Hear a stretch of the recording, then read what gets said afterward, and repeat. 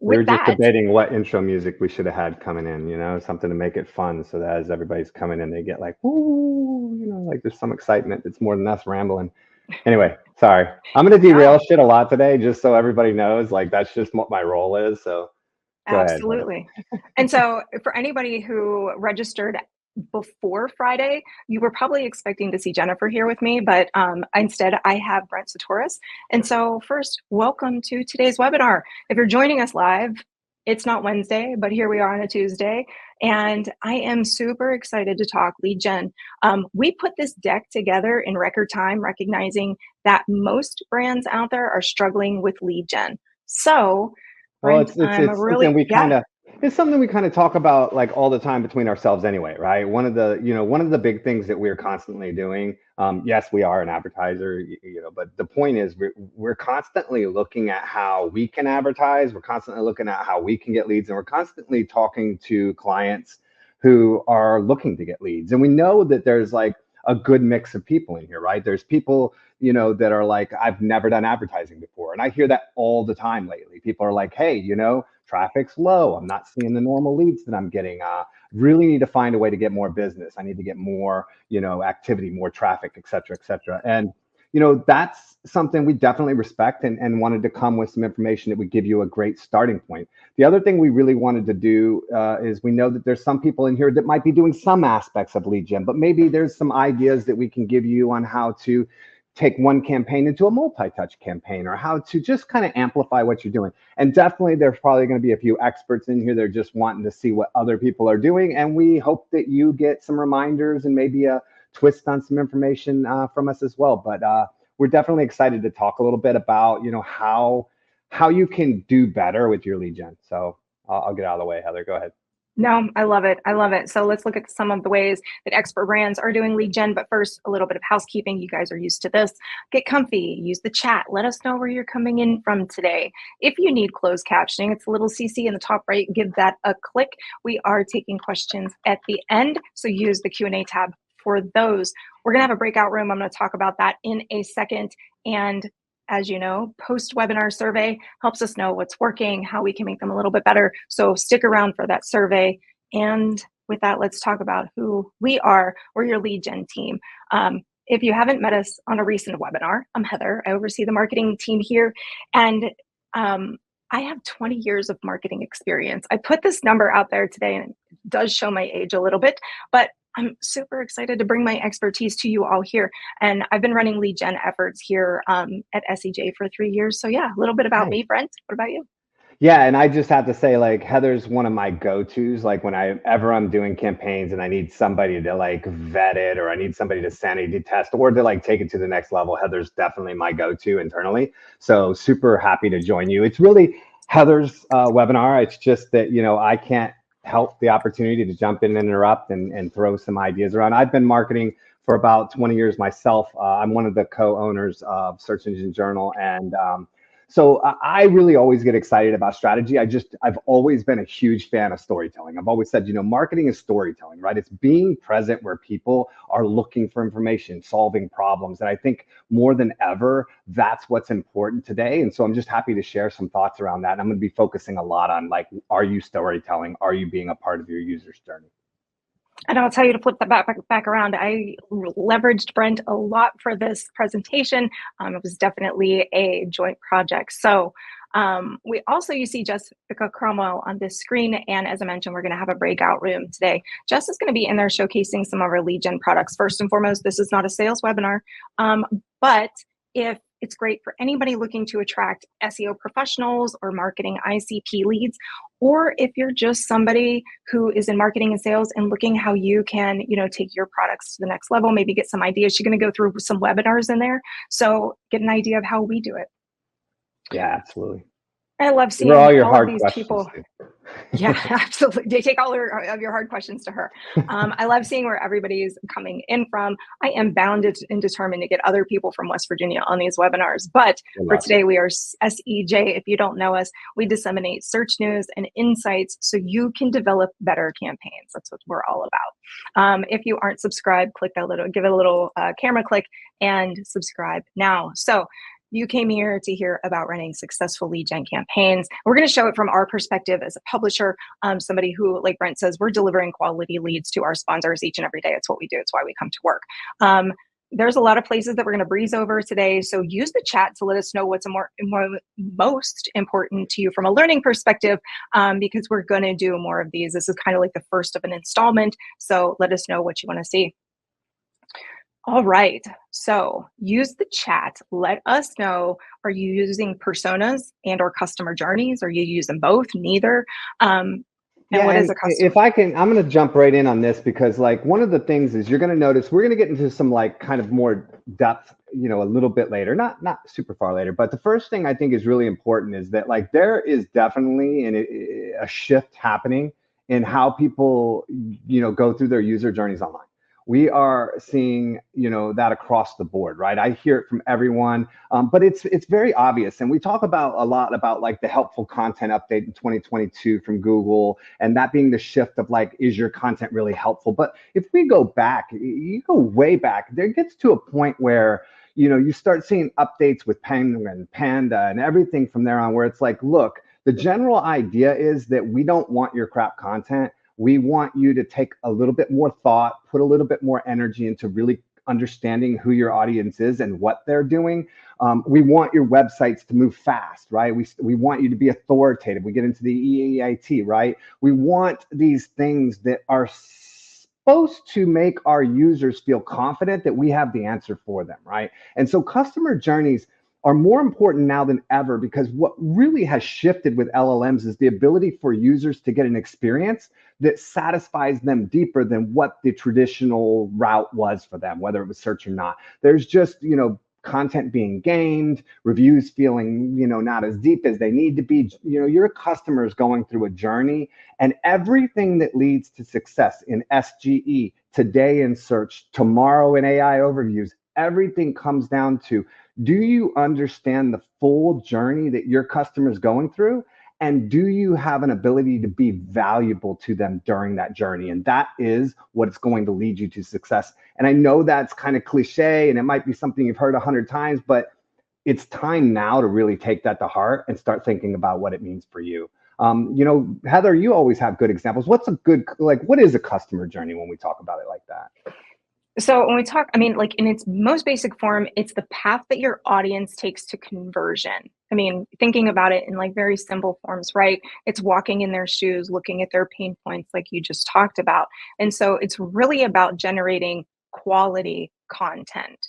And we're going to get into an example here in just a minute, but it is about quality content that drives quality leads. And so, like Brent said, it's meeting them in their pain points around throughout the funnel, through every stage of their journey. And we'll talk about that and here. Quality content is everything. It's everything from what you put as a title on your web page. It's from the copy you put on your site, your ads, your videos. It's what do you have to say? What you say needs to be quality.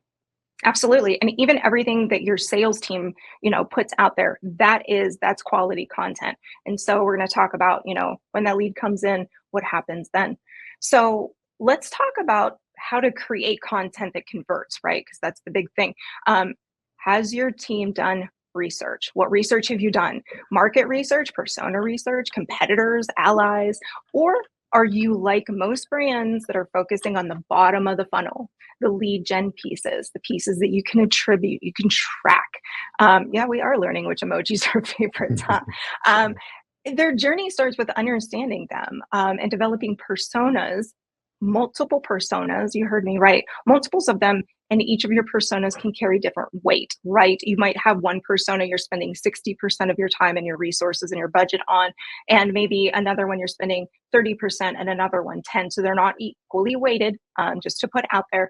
But that quality content, that's what you're going to use to reach them across touch points. The research is really important because you want to know where they're hanging out. What is their pain? So listening to them, collaborating with internal teams, external teams, wherever you can find that information if you're working with agencies.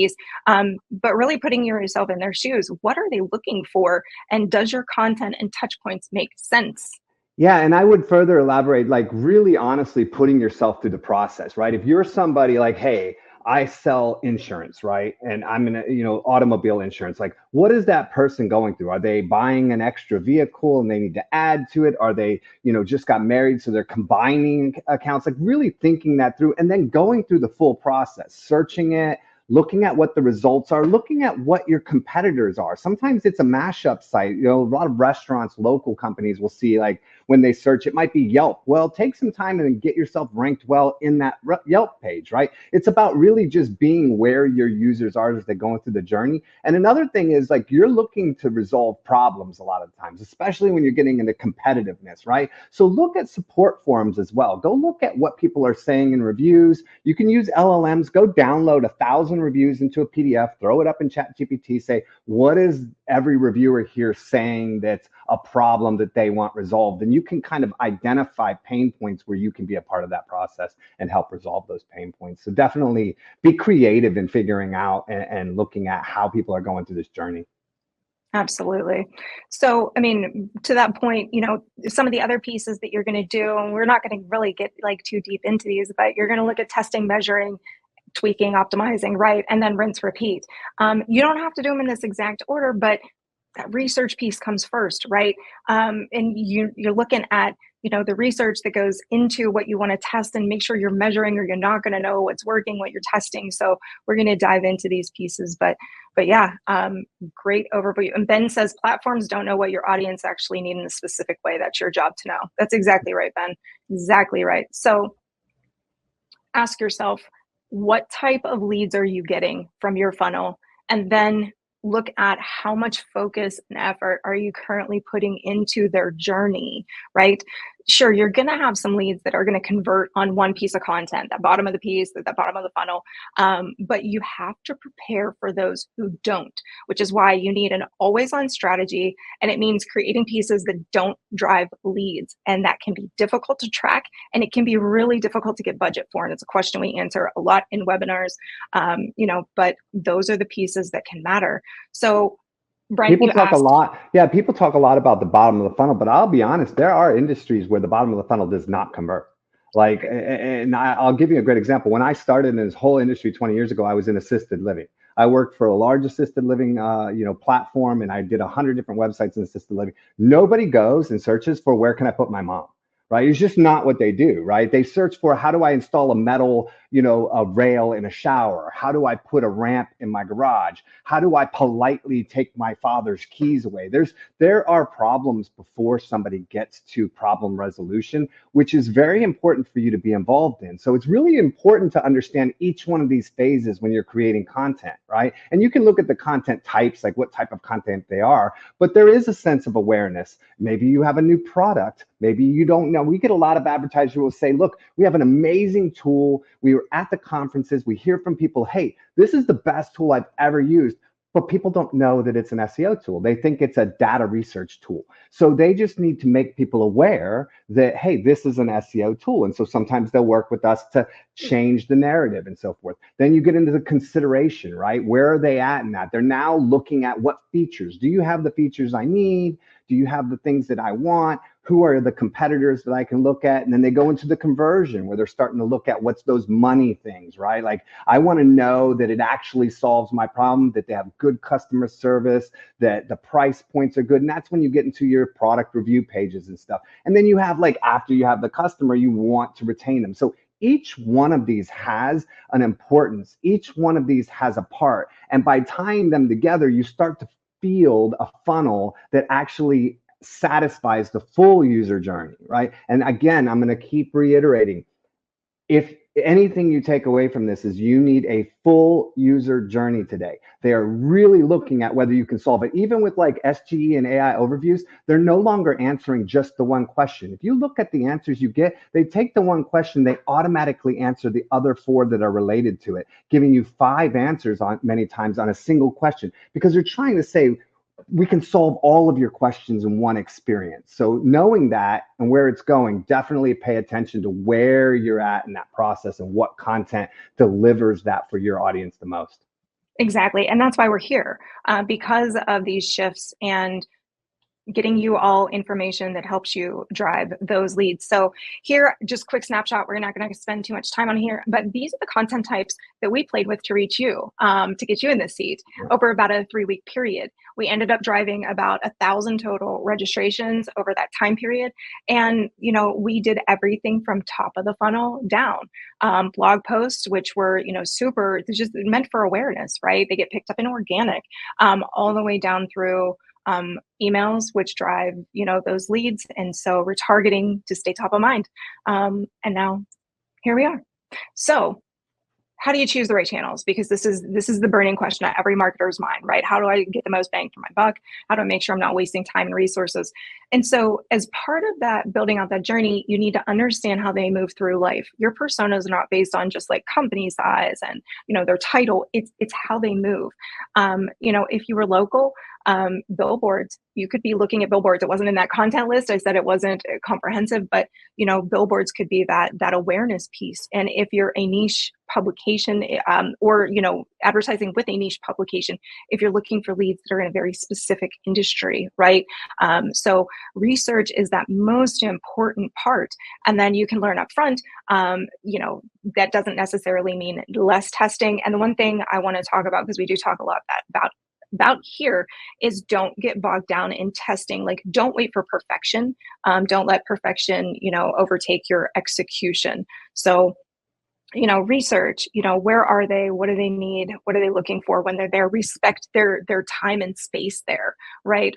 We did a webinar on Reddit a couple of weeks ago. You can't just go to Reddit and drop a link. It doesn't work that way. So, make sure that you know how to respect that space that they're in, it, that they're open to receiving. And I'm just your going to messages. throw another note again that's like really, again, I'm going to reemphasize it.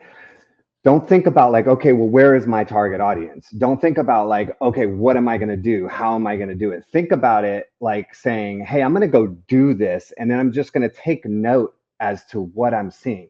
Is it when I do this type of search, am I seeing videos?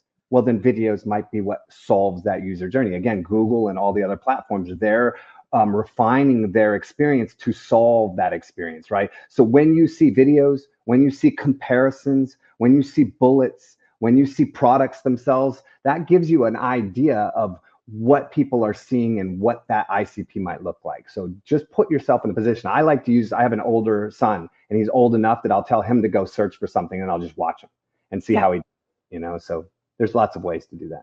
Yep, I do the same thing with my kids. All right, so let's talk about channels that are working today. And while we walk through this, I see the notes on the chat. So, I appreciate all the thumbs up and the hearts, but, we love that you're loving this right now. I would say that use the chat. Let us know your top 1 or 2 channels for driving quality leads. Where are you getting the most quality from? We could talk about channels all day, right?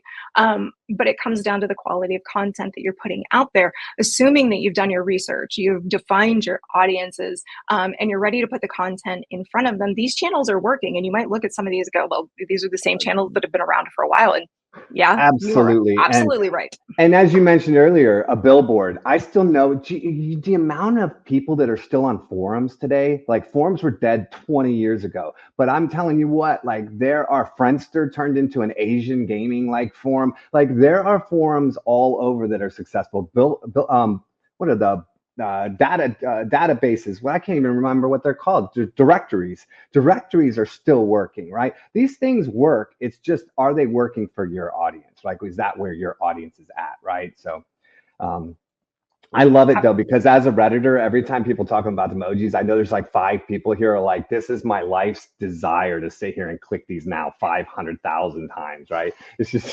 the attention to it. I wish we could turn it off, but we can't. I don't know. Jonathan said I think Jonathan can. So up to you guys. Oh, there they go. There they go. Oh, they're gone. They're gone. I'm sorry. You're going to have to wait until the survey to let us know what you thought of it. There you go. So to Brent's point, is not the avenues that aren't working. It's not the channels. It's your content. It's the flow. It's the funnel. It's the pieces. So I just want to point out real quick that everything on the left-hand side, those are channels that we use to get you in the seat. Retargeting, email, and I put it on the slide. Email is not dead. It is very much alive and thriving, and it is one of our biggest converters for webinars and other lead gen products that we have. You're doing it wrong if it's not converting for you, if it's not performing for you. Look at segmentation. Email is a great place to grab that first party data to really learn what their preferences are, how you can provide them with a more unique and personalized experience. Remember, we're talking about customer-centric marketing. It's nothing new. It's just something that we've kind of like forgotten about throughout the years, but we're coming back to it. So these are channels that are absolutely not dead, especially influencers. And mark down on here are your internal experts. Make them your influencers. You can absolutely utilize the experts that you have internally. All right, I don't want to spend too much time on here. We've got some really great stuff for you. So let's talk about scaling content, right? Looking at the first list, you might be feeling overwhelmed. Remember, being customer centric is about meeting them where they are. And yes, it is heavy lifting. So this is where you can make one out of many. And so, or make one into many, I guess is more accurate. So we have an always learning mentality here at SEJ. And just last week in one of our leadership meetings, we brought in Mary Miller of Bizarre Voice. And she used the term sweat the assets. And basically make sure you get mileage out of every single piece. And what I would make it earn every dollar and every resource that it took to create it. And that means looking at your resources and going, do I have the talent to do this, or do I need to go outside, right? Pieces need to be tailored by platform, by ICP. Using multiple formats and channels is what helps you reach those ICPs in the media that suits them best, where they are in their journey. And again, testing, measuring, and all of that is a big part of it. But other thing I want to talk about just real quick is budget. Make sure you include budget in your content creation. It's not free. Marketing, it's not free. SEO, it's not free. It does take a budget to put behind it. And these are all costs that you should look at when you're looking at your customer acquisition costs. Okay. So you put the quality resources into the journey, expect to pay a quality price for them. And again, talking about making sure you're considering everything, what ads, like what are you paying for from your advertising, but again, that human resources, because that can be a big piece of the cost, and including that as you roll up. And so do the math, find their worth. Quality leads cost quality money. Crap leads take resources that you could be using on those more quality leads. So we're going to talk about how to bubble up those most important leads here in a minute.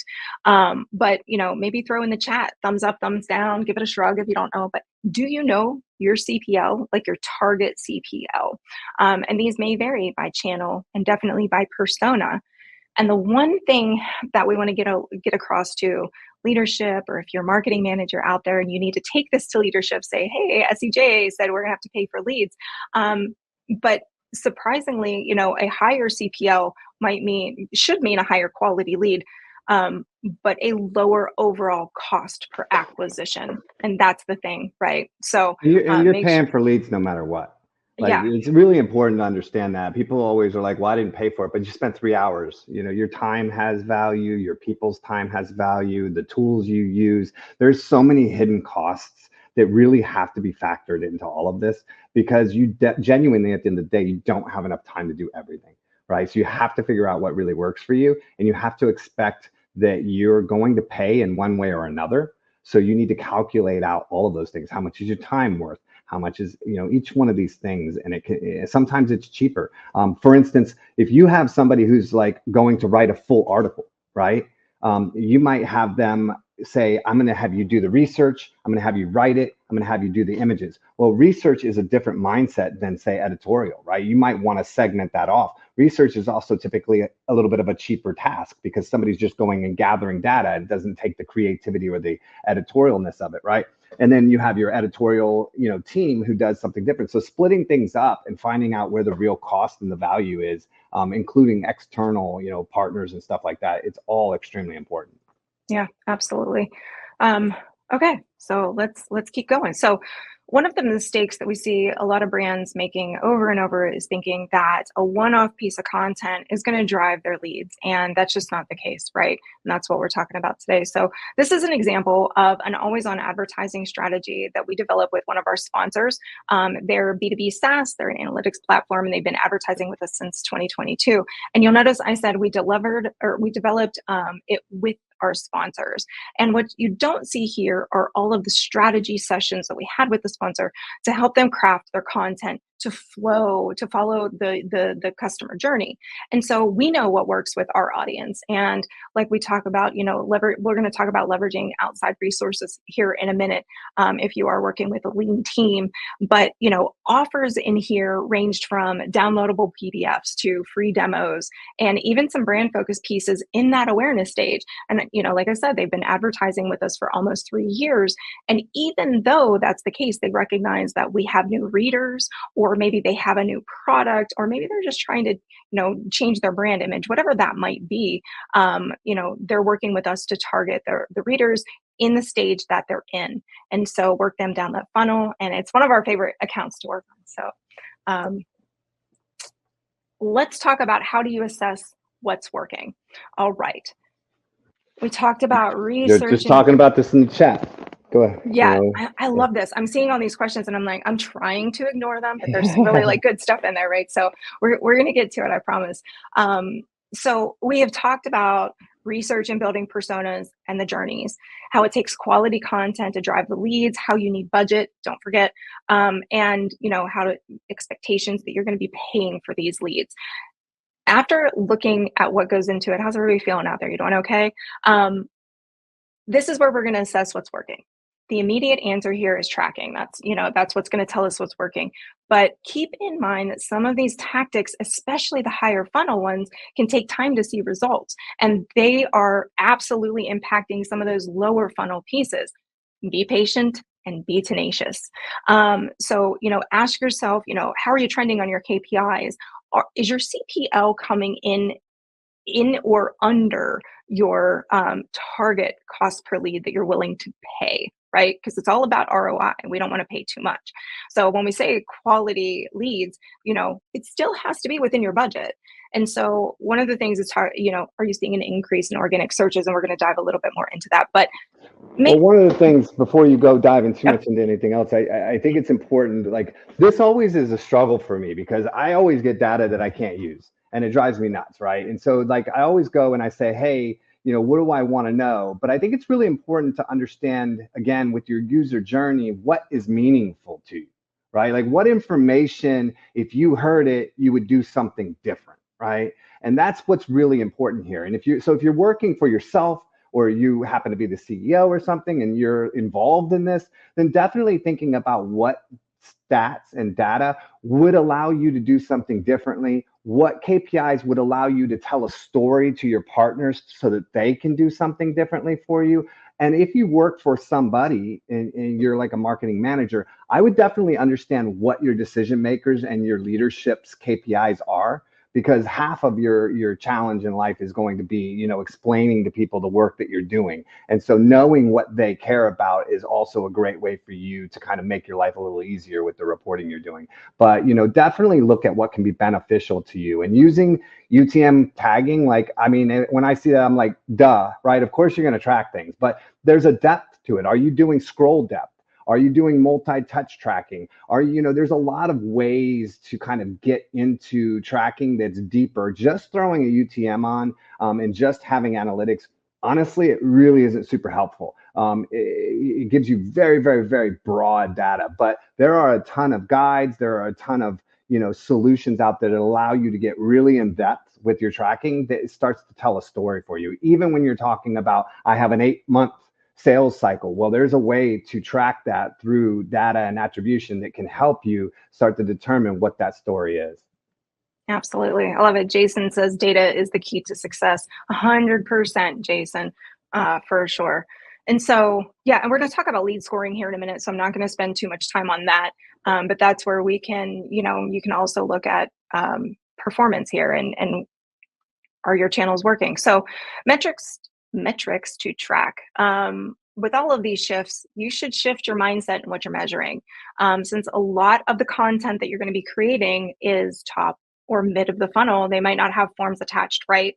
And so engagement is going to be one of your biggest indicators for success.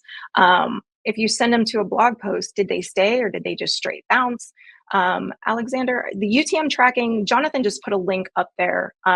And we can go over that a little bit more later if we want to. But yeah, I mean, what did they say? Did they view other pages, brand mentions, social sentiment? So what you really want to look at is engagement on those top and mid funnel pieces, anything that doesn't have a form attached to it.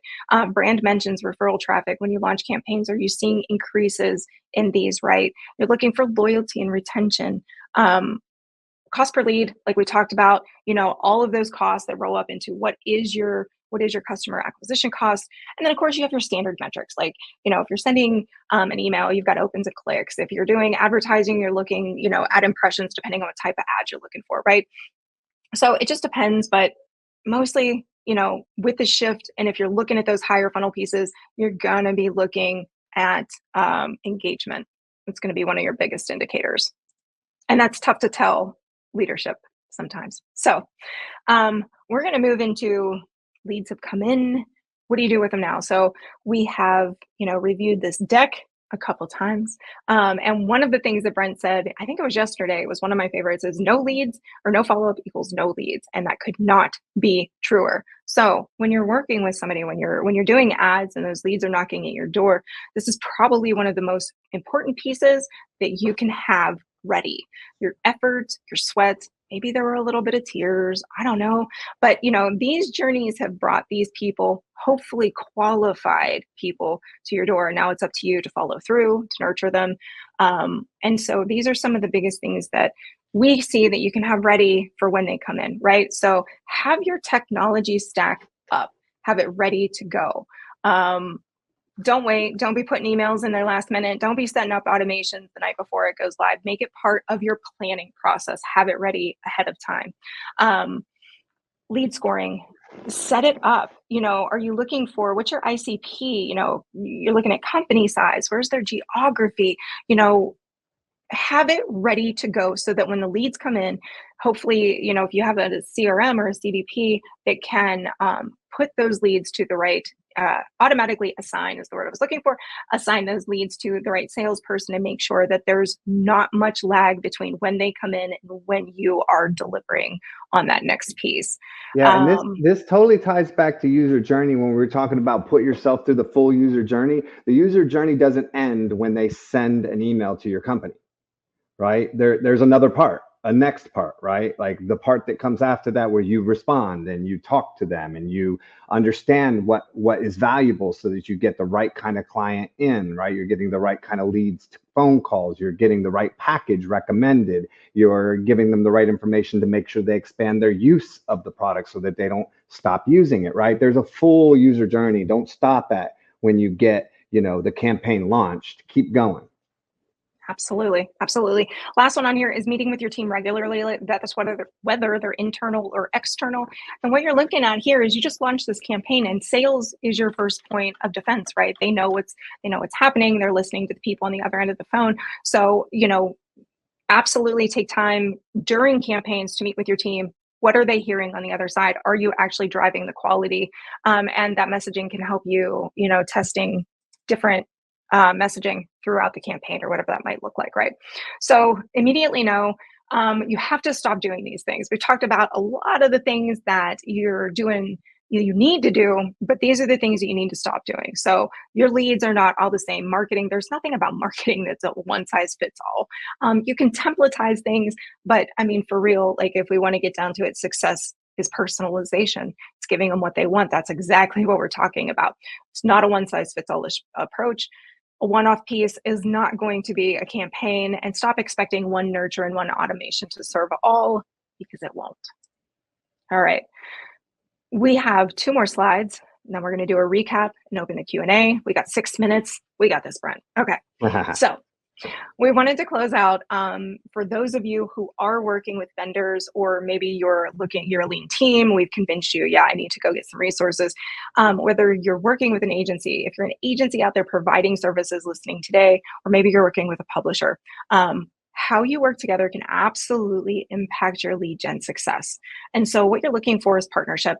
Um, Treat them like an extension of your team. Don't hold anything back. Make sure that you're sharing everything about the campaign, what you're seeing on the back end, what that performance looks like for you, and transparency. Be clear where you need the most help, and maybe they can fill some gaps for you. And so, if I you're just want working, one yeah, comment. If no, we go go. back there real quick to the other Yep. one. Like I wanted to go like really deep into this, but we just don't have time. And I think this might even be something that we should potentially do later. But I say this with like we do this all the time when we talk to link building companies, to content companies and so forth. It's like they should be a partner. And even if they're not quote unquote a partner, like you should treat them really like, somebody that works for you, because they do. You're giving them your money, you're giving them your trust. And, asking questions like, what kind of reporting are you going to give me? Can what kind of information can I get? How quickly will I get my leads? How well can, all of these factors. I think it's valuable to, reach out and talk. Like, I know that like not everybody's going to be able to give you everything. I know when we work with clients, like we do a big thing and maybe it's because I love strategy so much and I just love to get in there and figure things out. But we typically will try to create the campaigns for our advertisers as if we were them, right? Because ultimately we know that like a one-time campaign is not going to make a huge deal for us, right? But if we can get, I mean, it's nice, but and I think everybody would agree with that. One-time customers are great. You like, they bring in it's business. You're not going to turn away. But if you can build a cohesive relationship with somebody where you're both mutually benefiting and make that a long-term partnership, we've seen it with a lot of our campaigns when we have clients like for a long period of time, we actually see higher CTRs, lower CPLs. We see improvements over time as we learn how to like put them in front of our audience better. And my point is where that really makes a difference is when the client is willing to engage with us like that. Because we can say, hey, can you do this? And hey, we think you should do this. And this is how we would do it. And then we get okay, great, but do this versus, hey, let's sit down and really talk it through and figure it out. And let's meet after every campaign and say, how did it go? What did we learn? What can we do different? And I think you'll find that, a company that's willing to do that with you is genuinely vested in your success. And they should know that if you're successful, you're going to spend more money with them. And that's how we kind of approach it. And not that we are the only standard to exist by, but I'd like to think we're a pretty good standard to measure by. So I definitely think that you should expect a little bit from your publishers, your partners, your networks, more than just taking your money and throwing something online for you. Absolutely. Absolutely. That was a great addendum to that. So, what should you expect? Just like Brent said, I mean, he just kind of recapped Oh, this sorry. slide a little bit too. No, I love it. It's good stuff. They know what works with their audience. Lean on their expertise, but bring yours to the table. To Joel's point, it does take both. And let's see what we can do together. So, yeah, one of the things you're looking for in a vendor, make sure they're customer centric. That they're not going to just yes ma'am, yes, just take whatever you want and do it. And a strategy is part of their service. Can they help you and provide those insights into what works with their audience? And somebody brought this up in the chat earlier. Real-time lead delivery. You are absolutely right. Time is of the essence. You don't want those leads to go cold. You don't want them hanging out there for days, especially not weeks, with no one touching them, because you want to stay top of mind. You want to make sure that you're working with a vendor who is providing insightful reports and analysis. And these are things that maybe you can even take back and do on the campaigns that you are running on your own. So it's not like you have to take all that data and information they're giving you and just use it with them. How can you use it in your overall strategy to make your campaigns better? So yeah, big thing here that I just want to kind of close on this slide is don't expect one piece of content to drive results. We already talked about that, right? So freshness is the key, especially when it comes to that lead delivery. Yes, Kajal, you will absolutely get a recording of this webinar. I think I forgot to say that in the beginning, didn't I? I think that fell off. So yeah, we will send a recording. You will get the slides, and it'll come in your email later today. Let's recap. We got a minute. Let's see. So what do you need to drive quality content will drive that quality leads, right? Research. Hands down, you've got to do the research. You're looking at that research to build those personas and your customer journeys. It's not like you're just pulling them out of thin air. Walk yourself through the customer journey, just like you were that customer. I mean, I know it sounds cliche. We've all heard it. We're all marketers. Could not be closer to the truth though. It is so helpful. I do it every single day when we sit here. And I did it, putting this presentation together for you, all of you, which is why it made it a little tough because I'm like, oh, we could go deeper here. Oh, so we're trying to find that balance, right? But anyway, walk through those journeys. Choose channels based on your research. You're going to have to pay for leads. We're going to reiterate it one more time for the folks in the back. You need a full funnel, always on strategy. We talked about that. Have your lead nurture set up and ready. It will be less stress for your team. Just make it part of the planning. That way, when you launch that campaign, you hit that go button, you can go, there we go, And then again, treat your agency like an extension of your team. So I'm going to throw in a comment again on like the channels based on your research. Like I the amount of times I've talked to, in consulting or through business or anything, and I've said, well, forget all of that. Why don't you take some flyers and go down to a local grocery store and stand outside and hand them out? You're going to get more business by doing that than you would by doing all of these other things, right? Sometimes the solution is easier than what you think it is, and sometimes it's not exactly what you believe it might be based on everything you've read. Marketing is a weird thing because in our space it's like 90% BS and 10% gold, and there's nobody to tell you which is which. And it's unfortunate, but it's true, right? And so a lot of times I try to tell people, forget about the marketing for a second, right? All of this comes back to a psychology of how humans interact with other humans and how they influence and how they share recommendations and how people solve problems. There is a point where you want to step back away from it all and just kind of get like back to the core of what it is that you're doing, and then say, okay, how does all this technology assist me in accomplishing that? Instead of looking at, I have 12 different things I can do, how do I force this out there and then hope and pray that people come in? And that's just what we see way more often than not, is that there's just not a real practical sense. It's like we forgot what it is to be humans and to have influence when we got on digital marketing. And I think when you really combine them both, that's when the real magic happens.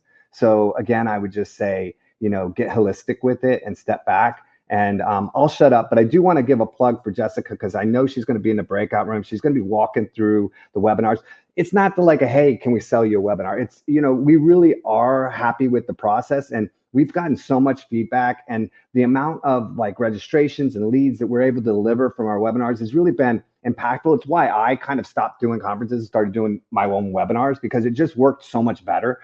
And I think that she can walk you through that. And it doesn't have to be our webinar. It can be your own webinar, but people are doing webinars and they're really successful in driving people into putting you in their solution process. And so definitely check out that breakout room, talk with Heather, and figure out what we're doing so that you can do it for yourself. Absolutely. All right. Thanks, Jonathan. Jonathan just pushed that out. So you should have got a pop up to join the breakout room. If you want to pop over there. If you do want to come back to the room, it's the rectangles in the circle on the bottom. You can push that to get over to the breakout room. You can also push it to come back.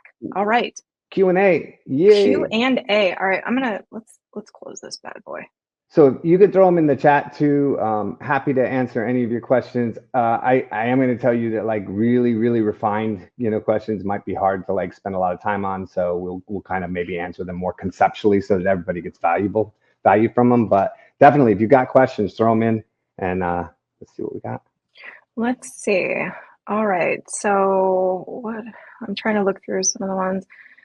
Brent, I think this would be a good one for you. Let me throw this one up for you. So how can we compete with SGE updates for how-tos and general questions? Great question. Yeah. So I'm a huge fan of just like understanding what, you don't need to reinvent the wheel on this, right? Like SGE is telling you what it wants for a result. based on the query. So if you know your user's journey and you're able to get all of the queries that you want to show up for and be a part of, then you can look at what SGE is resulting for those. I'm going to throw a plug out for a friend of mine. I not because of any other reason than it's the only tool I know that really is doing this well, and that's a zip tie. So Bartosh is a great friend of mine, super smart marketer. Him and his team created and started tracking SGE results about like 12 months ago, and they were tracking, I think, 500,000 queries.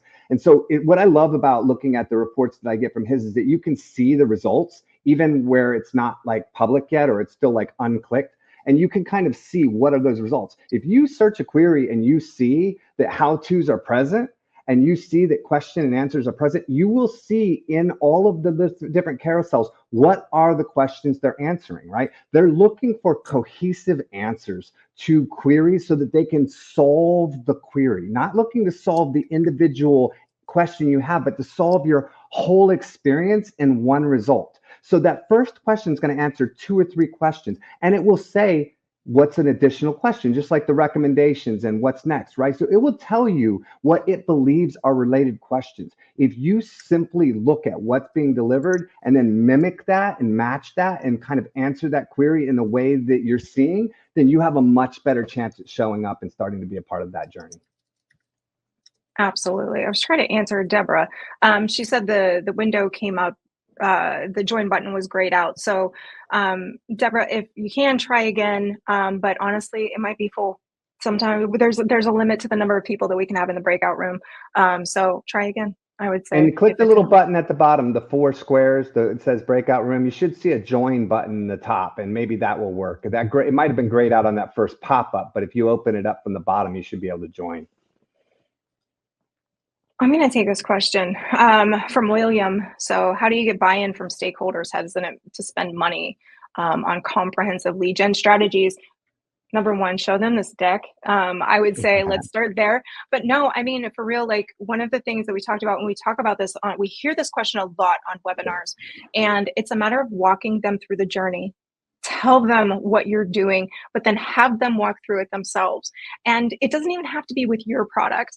Walk them through how they buy a car, a pair of shoes, whatever it is, right? If they're looking for insurance, have them walk through the journey. How many pieces of content does it take them until they get to that conversion point? It's no different. So, the things that we've talked about today are applicable across B2B and B2C. And so it's no different. So data can only go so far, but you really got to tell them, walk in the shoes, position it a little bit differently. Anything to add there, Brent?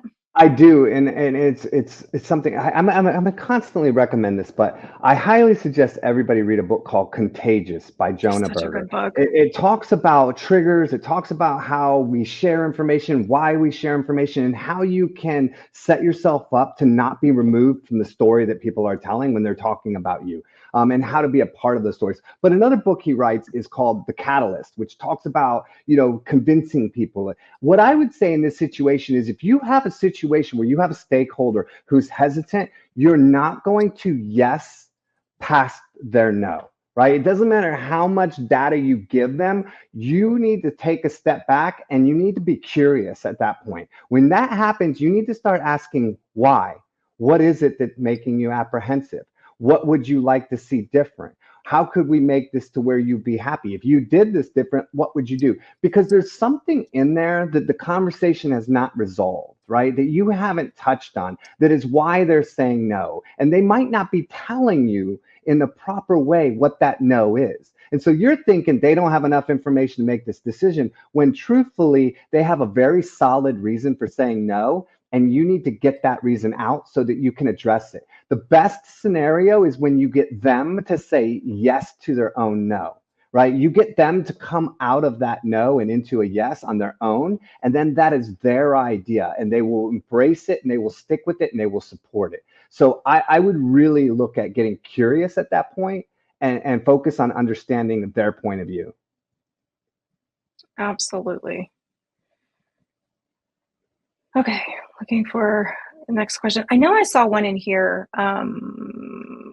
Okay, let's see. Wayland asks, there are a lot of things to track about leads. Do you recommend software that's best for a small team such as HubSpot. I will tell you, we are moving to HubSpot. We're a lean team. It's not a plug for HubSpot, although I do love their stuff. But there are a lot of tools out there, and there's free CRMs, and there's low cost CRMs, and there's ones that will work with your marketing and your sales team. So it's really about finding something that will work for you. And you know what? Spreadsheets, unfortunately they don't have that automation piece, but I wouldn't, recommend it. But if you're super lean, you can work with if you've got a dev team, maybe they can help. But yeah, as far as recommending a specific software, I would say it really depends on your need and what your budget is. And when you're looking at those customer acquisition costs, that even includes your MarTech, right? What are you roll that all up into those baseline costs? Brent, you had something to add?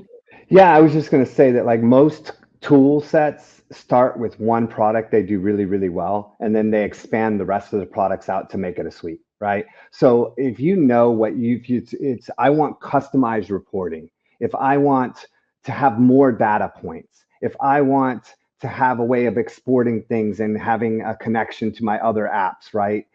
It really just comes down to what is really important to you, because the truth of the matter is if you're not willing to use the tool because you don't like the tool, if it's resistant to you, then you're not going to use it, and it just ends up becoming something that you don't check anymore. So I really would just recommend figuring out what's really important to you, and then again, not for nothing, you can go to Perplexity and you can ask the LLMs, hey, out of these 10 products, which one has the best reporting? And it will give you a pretty good summary. It will pull articles that are all the comparisons and stuff like that. And it will give you a starting point. Then you can go check the 2 that have the best for reports, right? And then you can find out which one works, but find out what really matters to you so that you use it. Because if you don't use it, it's just useless.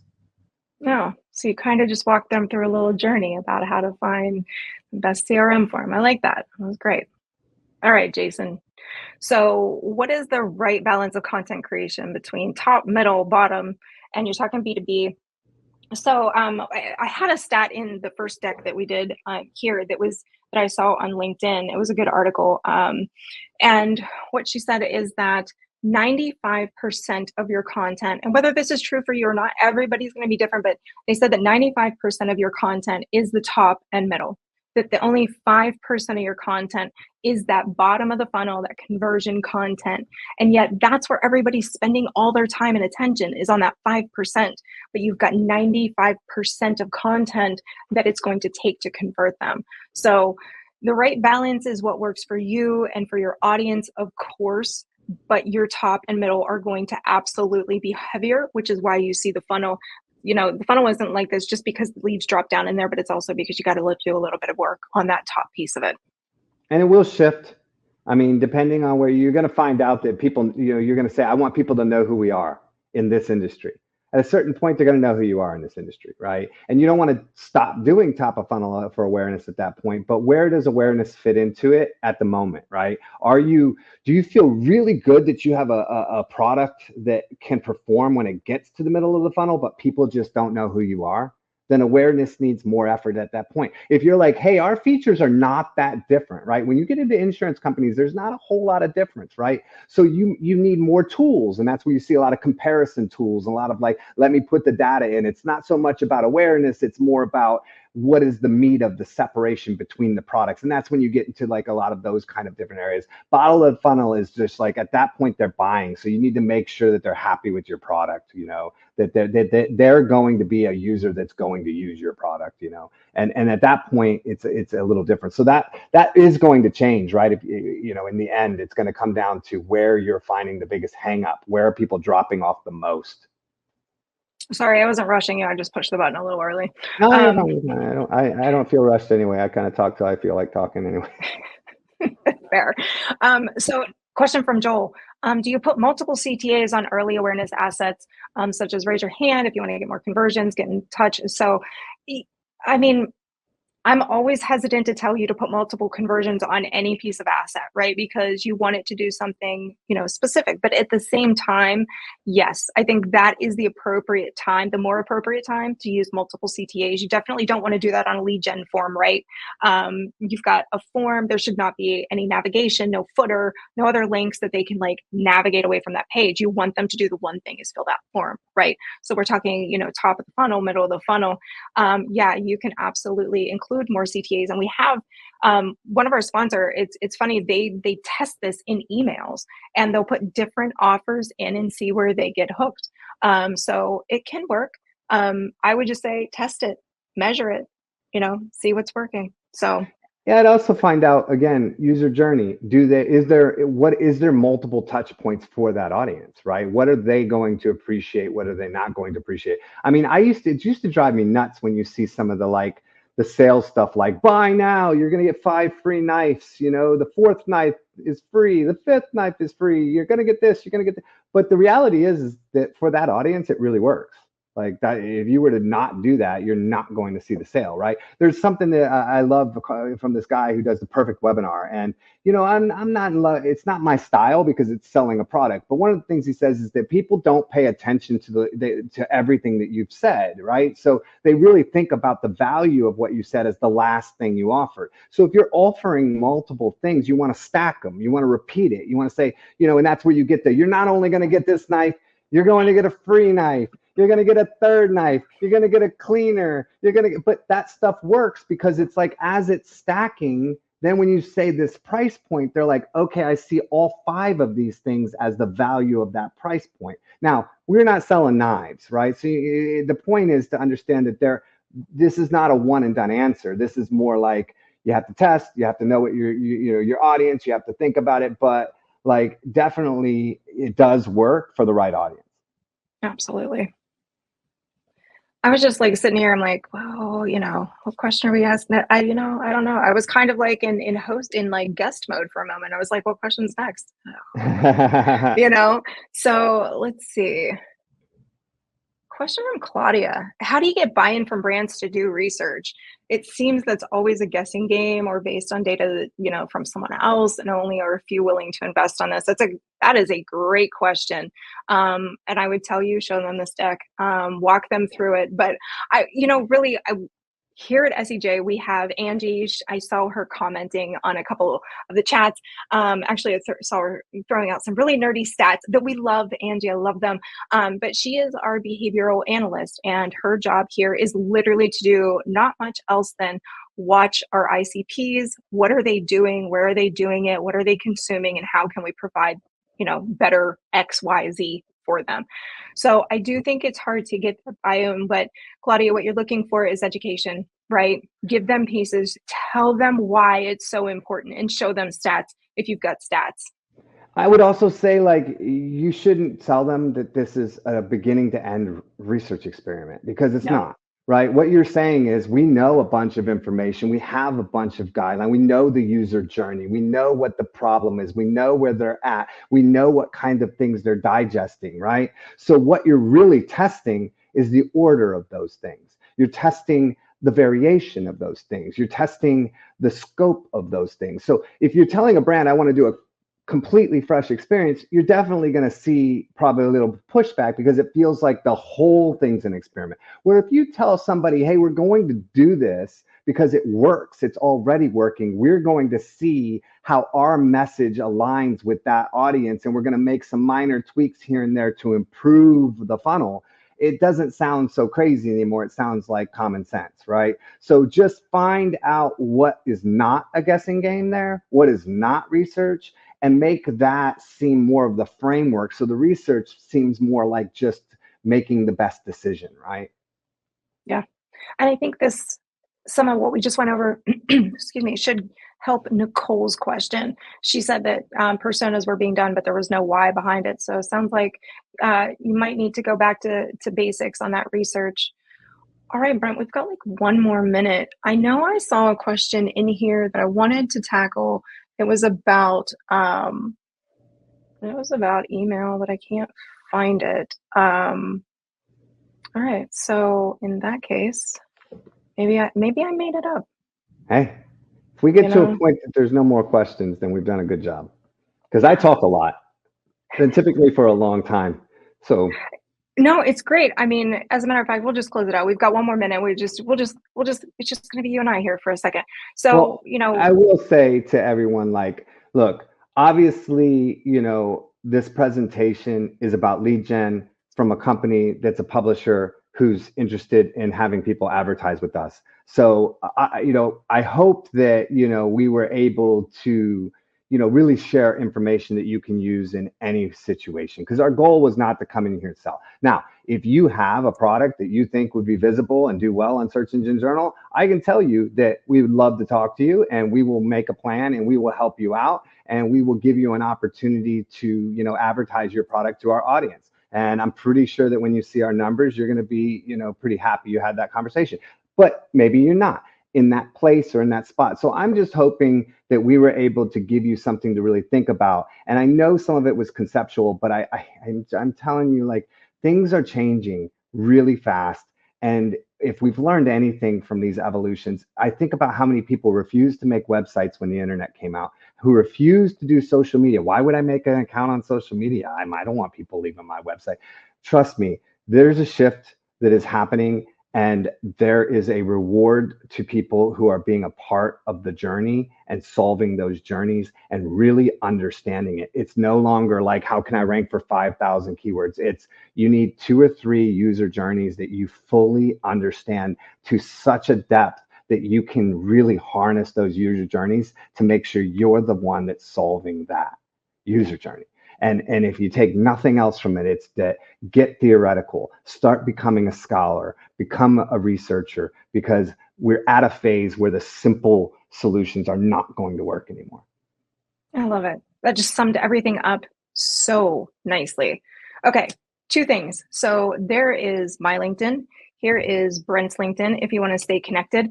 And I will say, we're talking about lead gen. I'm just going to drop real quick, and Jonathan might have a link for you. We are doing an on-site lead gen for agencies in New York in July 22nd. It's an evening event. We will be there live. So yeah, if you're in New York City and you want to drop by, we'll include that link here and hopefully see you there. Brent dropped a link to our advertise page if you are curious about our products, our audience. And so with that, thank you. Thank you for joining us, Brent. Thank you for Thanks spending for the time. being my sidekick here. I really Amen. appreciate it. Of course, It I was think fun. maybe I was the sidekick. Doesn't matter. It was all good. I love it. I Oh, love I'll it. feel bad. No, no. You know what? It was a collaboration, and that's exactly what we talked about today. Perfect. Collaboration. So Thank you, awesome. everyone. You guys have a great day out there. We'll see you on the next SEJ webinar. See ya.